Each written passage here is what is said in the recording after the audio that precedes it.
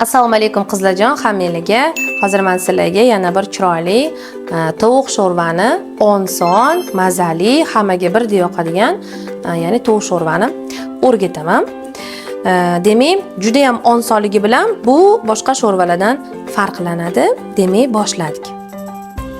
Qizlarjon, quruq qozonni qizdirib, demak, har doimgidek toplonni masla yoki saryog'.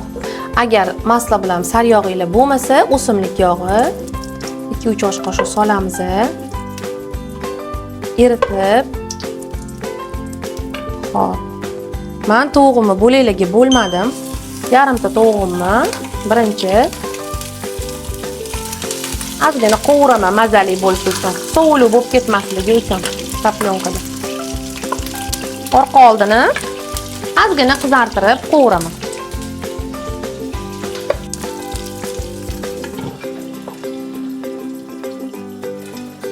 Mana sachramasligi uchun qopqog'ini yopgandim. Ochamiz. Ko'rindi deb umid qilaman. Mana qizarib oldi, qaranglar, tovuqimizdan chiroyli bo'lib. Agar sizlarda butun tovuq bo'lmasa, butun tovuq solishimiz shart emas. Tovuqning oyoqlari yoki gruzinkasini bo'y joyidan foydalansanglar bo'ladi. Agar bir kun oldin tuzlab qo'yilgan tovuq bo'lsa, juda ham tovuq anaqamizda mazali bo'ladi. Bo'ldi qizlar, qaranglar qanaqa. Rosta chiroyli bo'ldi qizlar, qaranglar tovuqchamizni. Endi buni ko'tarib olamiz. Voy, qaranglar go'zalligini. Va mana shu qolgan yog'imizga mana qizib turibdi. Keyingi mahsulotlarimizni solamiz. Bitta piyoz. Farqi yo'q qanaqa qovurishinglar qizlar.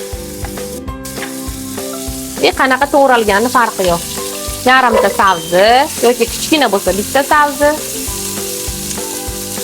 Ketma-ket sovuramiz. Bitta katta yoki ikkita kichkina kartoshka. Toplonkada ketaveradi. Hop, endi qolgan mahsulotlarni solamiz. Qaranglar qizlar, qanaqa chiroyli toplonkalarda tovuqning o'zidan chiqqan yog'larda zo'r bo'ldi. 2-3 minut qovurdik. Xo'p, lavroviy list bitta yo ikkita. Demak, bir qoshiq to'la roldan priprava kurining. Xo'p, yarim choy qoshiq zarchava solamiz. 1 choy qoshiq sladkий paprika solamiz va 1 osh qoshiq un solamiz qizlar. Va qovurishda davom etamiz. Olovimizni o'rta kuyib ketmasligi uchun ozgina unlarda qovurib, endi bulyonimizga ana qovurdik. Endi suv solamiz. Bismillahirrohmanirrohim.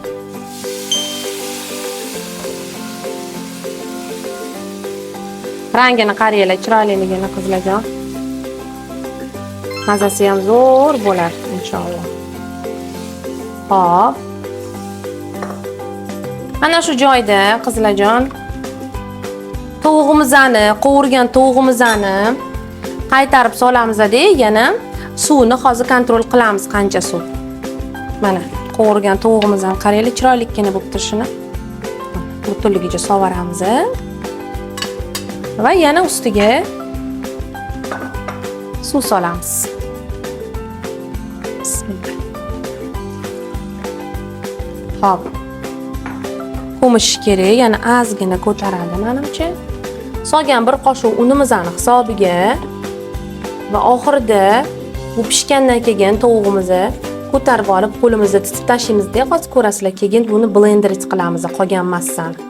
Juda ham bir mazali, ichishli zo'r sho'rva bo'ladi. Hozir ozgina suvimiz qoldi. Sovoramiz va davom ettiramiz. Mana yana qaynoq suv qizlar yetkazib berishdi. Hozir общий описаниеda, o'zi описаниеga yozish ham kerak emas, menimcha shunda mana. Lekin yozib qoldiramiz baribir. Hozir videoda ketyapti zapisda, qizlarim описаниеga yozishadi. Hozir mana 2 litr suv tushdi. Qizlarjon, 2 litr suv menimcha normalniy bo'ladi, chunki bu anaqada sup pyure bo'lgani uchun ozgina quyuqroq bo'lishi kerak. Shildirlab suvi bo'lib qolmasligi uchun. Hatto hammani xonadoni har xil suyuqlikdagi sho'rva ichadi. O'zingizlar anaqalarga kelib chiqib 2-2,5 litr suv sovurasizlar. Endi bo'ldi, qaynab chiqqandan keyin tuz murchini rosalaymiz, bitta mazasini tekshirib va past olovda tovuqimiz pishguncha miltillatib pishirib olamiz. Qizlarjon, mana sho'rvamiz pishdi. Buni ichidagi tovuqimizni endi olib olamiz. Buni qo'limizda vilkada titib, hozir blender qilib bo'lganimizdan keyin qaytib solamiz. Mana tovuqimiz yumshoqqina bo'lib pishdi. Hamma mazalari mana bitta osnovamizga chiqdi sho'rvamizga. Endi buni sho'rvamizni blender qilib olamiz. Boshqa idishga ag'darib qilaman, qizlar, chunki qozonlarimni men rosa ayima, qirilib ketadi. Mana blenderda urib oldik. Endi qizlar, xohishga qarab, yo qaymoq, yo sirma har doim solaman. Bunaqa suplarimga xohlasanglar shetini o'zi to'xtatib, sir ham, qaymoq ham solmaysizlar. Xohlasanglar solasizlar, lekin men solaman, chunki menga juda ham yoqadi. Shunaqasi. Buni eritib olamiz, issig'ida tez erib ketadi, qizlar. Tovuqimizni titib oldik. Titilgan tovuqimizni ham sovaramiz. Yumshoq bo'lib, rosa zo'r pishibdi tovuq.